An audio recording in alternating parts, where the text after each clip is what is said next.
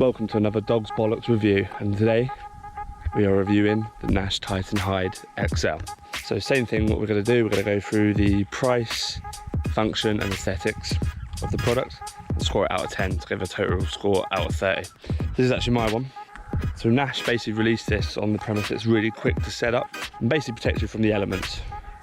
If you want to see how quickly it is to set up, I'll show you now, and we can actually time it from the point of where I actually get it out of the bag. Nash say basically you should have a quick erection with this Bivvy.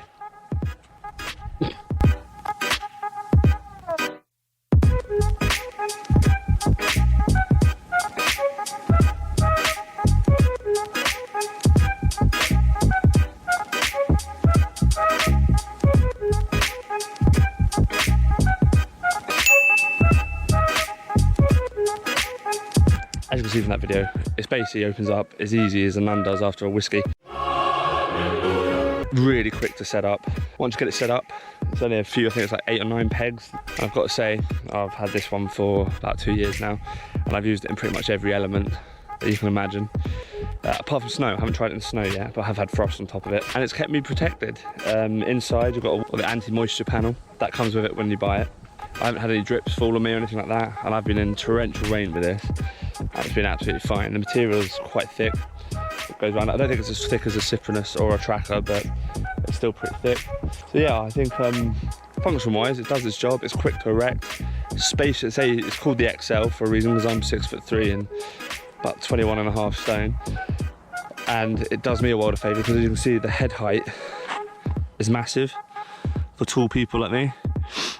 So you can easily sit in your bed chair and actually be comfortable, not sort of be crouching down all the time. I know Callum's Cyprinus over there, he always moans about the head height, and he's only a little dwarf, so nice and tight, as you can see. Material is really nice and tight, so the rain actually runs quite easy off it. The only thing I will say is sometimes the rain can collect at the top there. So yeah, really, function-wise, I think it does the job pretty well. So I'll probably actually inclined to give that an 8 out of 10. Right, so the next one would be for pricing. So you can get one of these Nash Titan Hide XLs for, I think they're going on Angling Direct at the moment for about 280 quid. Now you might think that seems like a reasonable price. Oh, had a line on my margin. It might seem like that might seem like a reasonable price. And it is really for a Bivvy, but with that 280 quid you only get this set up essentially. It's no ground sheet, no waterproof infill. You only get the actual Bivvy itself and the water and the vapor shield inside that comes on the top. That's it. The cheeky thing I find a little bit with this is that for the ground sheet you've got to pay an extra 60 quid. For the waterproof infill it's another 50 quid, which is a bit cheeky. I mean, that's top. That's basically over another 100 quid on top of your 280. And obviously Mozzie mesh nets, Mozzie mesh front doors, that's another 40 quid, something like that. Overwrap, I was getting an overwrap for this, it's another 200 quid, which is almost the same price as the Bivvy itself, which is a bit frustrating. Might lead some people to, you know, do silly DIY projects and make their own skull caps to be put on them. What the fuck? But yeah, so the pricing's a bit funny really. I think the £280 for a Bivvy, you might think, oh yeah, sounds good, but I think buying all the optional extras is a bit like, you know, it's like buying a new build house, you know. Oh, you want flooring with that? It's an extra £5 grand. Oh, you want that?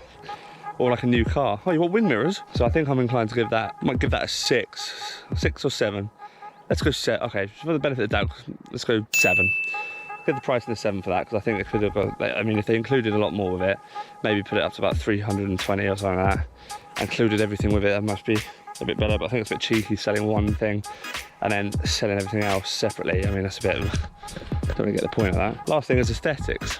As you can see, you can get these in the, I've got mine in the khaki green, you can get it in the camo option as well. I do like these little rod holder Velcro straps, which do a good job, and I think it looks pretty good. I mean, for all you carpers that are fussed about how your Bivvies look, yeah, I think it looks pretty. There's not really much more to say with that. Stylish, got the umbrella sort of system at the top. So yeah, I think aesthetics, if you haven't got a DIY skull cap on it, aesthetics, I'm going to go 8 out of 10. It looks good. Sort of doesn't really sort of stand out too much. It's not like glaringly obvious. What's that total score? Well, I go 8, 8, 7. Let's do my quick maths here. Quick maths. 23 out of 30. I think that's a really reasonable score, really, isn't it? Yeah, it's done me well. Oh, one negative I will say about this, actually, to be fair, is the bag. They give you a bag when you buy the Bivvy itself. And of course, the bag is so small. As a lot of you might know, fitting things into tight holes can be a bit of a problem. That's probably the only negative I've got for this at the moment, but it doesn't really impact it that much. I mean, you can always get like a bigger bag for yourself, and I've used the same bag it comes with. Just takes a bit of fiddling. 23 out of 30, not a bad little product, is it? Right, hope you enjoyed that one. I'll see you in the next review.